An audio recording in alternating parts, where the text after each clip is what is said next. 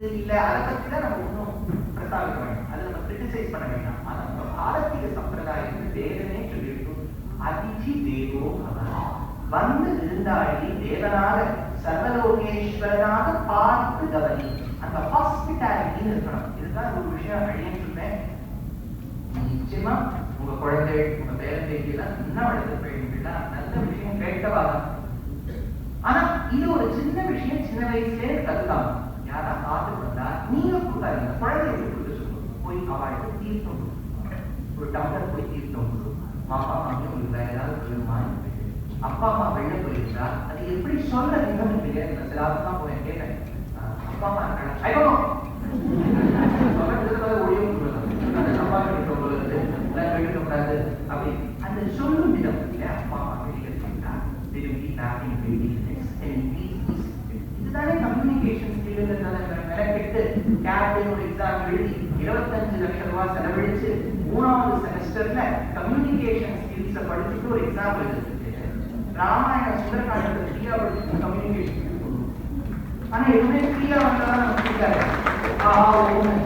அந்த கம்யூனிகேஷன் ஆர்ட்டுக்கு வந்தா அந்த குழந்தைக்கு அதெல்லாம் பிராக்டிஸ் பண்ணணும். நிச்சயமா குழந்தை கற்பாங்க. அது சொல்லி கொடுக்குற விதத்துல பெரியவா வந்தா உள்ள வாங்கணும்னு சொல்றது, கிளம்புறதுக்கு முன்னாடி சேர்க்கக்கூடாது.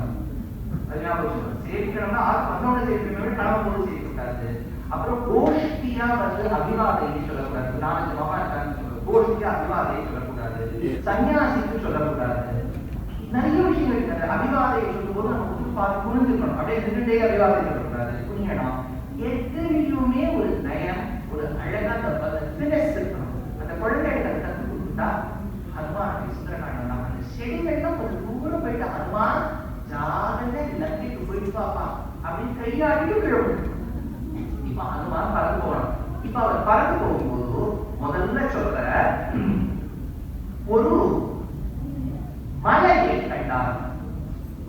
சமுத்திரத்துக்கு நடுவுல மலை.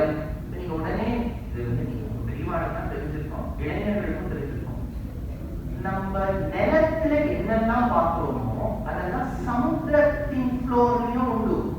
இப்ப நீங்க பாடி சுமத்ரா பக்கம் போனீங்கன்னா நிறைய எரிமலைகள் பார்க்கணும், நிறைய டார்மெண்ட் அண்ட் ஆக்டிவ் வால்கனோஸ். கடலையும் உண்டு. அது நம்ம கண்ணுக்கு தெரியுற ஜலம் முழுக்க மலைச்சுட்டே உண்டு. இதே மலைகள் மாதிரி பனி கூட்டத்துல உண்டாகும். இந்த டைட்டானிக் படகெல்லாம் போய் ஒரு மலையில தானே போயிட்டு ஐஸ்பர்க்னு சொல்லுவாங்க. அது பூமியிலே இருக்கும். நம்ம என்னெல்லாம் நிலத்துல பார்க்கிறோமோ கடலையும் உண்டு. அவ்வளவு ஆழம் உண்டு, அவ்வளவு குழி உண்டு, அவ்வளவு சுழல் உண்டு. எப்படி குவிக் ஸ்டாண்டர்ட் இருக்கும் அந்த மாதிரி வாட்டர்ல போனீங்கன்னா பேர்க் பூச்சு இருக்கும். அந்த பெர்முடா ட்ரையாங்கிள்னு ஒரு இடம் தான் இருக்கு. அதை சுத்தி சுத்தி வரும். என்னெல்லாம் இருக்கும் அப்போ மலையும் உண்டு. அப்ப அந்த மலை ஜலத்துக்கு மேல இருந்ததா அந்த மலையை பார்த்துட்டு ஹனுமான் இருந்தாராம். அவ்வளவு அழகா இருப்பாங்க மலை.